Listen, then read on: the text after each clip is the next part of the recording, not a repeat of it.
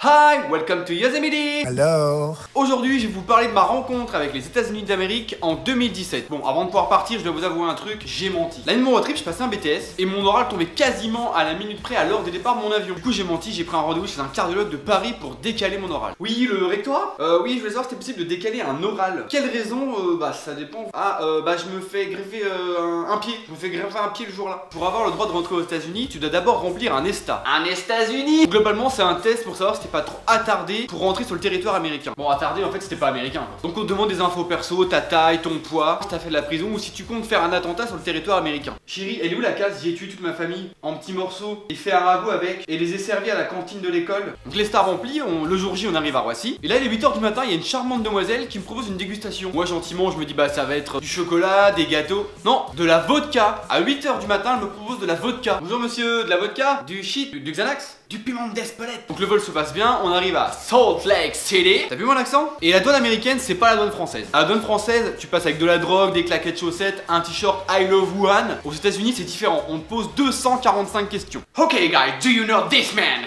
How long do you stay in USA? Why? Where? How? When? Why are your shoes gray? Why this size? But where and we therefore never gold because. On arrive à Vegas, on va directement à la location de voiture. Et à l'accueil, on tombe sur Ty, grand black, 1m90, aimable comme une porte de prison. Le gars était tellement aimable qu'il se faisait même pas chier à essayer de parler, il traduisait directement avec Google Trad. Ok, si vous ne prenez pas l'assurance, vous paierez 1 million d'euros en cas d'accident et vous deviendrez mon esclave. Putain, ils sont relous les Français, ils comprennent vraiment rien ces abrutis. Ce qu'on sait pas forcément sur Vegas, c'est qu'il fait très chaud. Très chaud. Et comme dans l'aéroport il fait 15 degrés climatisé, quand tu sors tu te retrouves comme ça. On arrive dans un bâtiment et là, des gens fument, la musique est forte, des serveuses en mini-jupe se font payer en jetons de poker. Non, ce n'est pas un tournage de Bernard de la Villardière, c'est l'entrée d'un hôtel à Vegas. Les Indiens aux États-Unis, c'est des sacrés commerçants. Ce sont les proprios du Monument Valley, vous savez, le fameux décor de western utilisé partout. Sauf que chez eux, tout est payant. Ils vendraient un steak à un vegan. Ah merde, y a pas de savon. Soap, it's $2. Y a pas de papier toilette. This $2. Vous prenez le liquide. Il faut aussi savoir qu'entre chaque étape, il y a souvent entre 2 et 3 heures de route minimum. Pour les arrêts pipi, faut faire avec quand tu trouves. Et nous, on a eu de la chance, on s'est arrêté dans une station au milieu de nulle part, où la seule personne qui travaille te regarde du coin de l'œil. Les toilettes sont au fond de la cour, elle tient un couteau et elle a du sang qui coule. The restroom, it's just here. Don't be scared, guys. Aux États-Unis, il y a sûrement un truc que j'ai pas compris, c'est le fonctionnement des ascenseurs. Dans le hall d'hôtel, il y a 5 ascenseurs de chaque côté. T'appuies sur un bouton, il y a un ascenseur sur les 10 qui arrive, et toi, tu dois trouver lequel marche, en sachant que la porte s'ouvre pendant 3 secondes. Il y a même un gars un jour, il m'a dit, ne prends pas cet ascenseur là. Il fait que monter. J'ai pas compris. S'il fait que monter, qu'est-ce que tu fous quand t'arrives au dernier étage? On va pas se mentir, à cette époque, mon niveau d'anglais était pas ouf et ça nous a posé quelques problèmes. Les scènes que vous allez voir sont malheureusement tirées de faits réels. Ces scènes ne sont pas sponsorisées par Wall Street English. Hello, how are you doing? A fish and chip, please. Okay, so you know it's too much in the farm today. Sorry, friends. Okay, so have a nice day. Ce voyage m'a permis de faire la rencontre la plus bizarre de toute ma vie. José, trafiquant de drogue, mexicain, supporter de Trump, qui va voir des amis pas très vêtus dans les piscines de Bakersfield. Pas du tout flippant. Hey, I'm José, you want to be friends with me?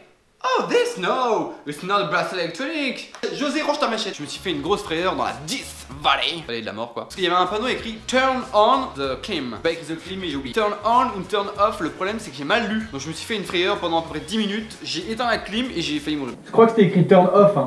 Bah ça va, allez, rouler sans clim, tu veux que ça nous fasse quoi? Et enfin, je vais terminer par la partie What the fuck? San Francisco, SF, SDF, pour ceux qui ont visité la ville. Bon, la ville est célèbre pour ses cable cars, son Golden Gate Bridge et Alcatraz. Enfin, le Golden Gate, quand tu peux le voir, quoi, parce que tu peux pas forcément le voir.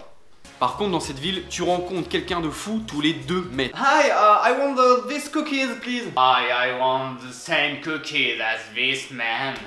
Please, please.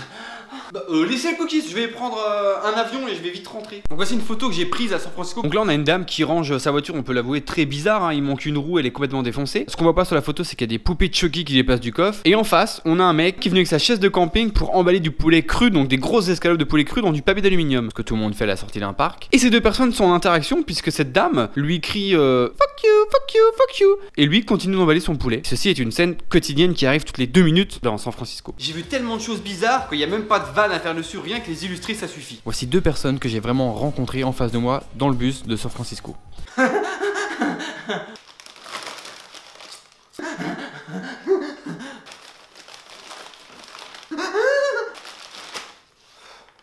Si tu as aimé cette vidéo, mets un pouce bleu. Si tu aimes les voyages, mets un pouce bleu. Et si tu as Parkinson, tu vas mettre un pouce bleu.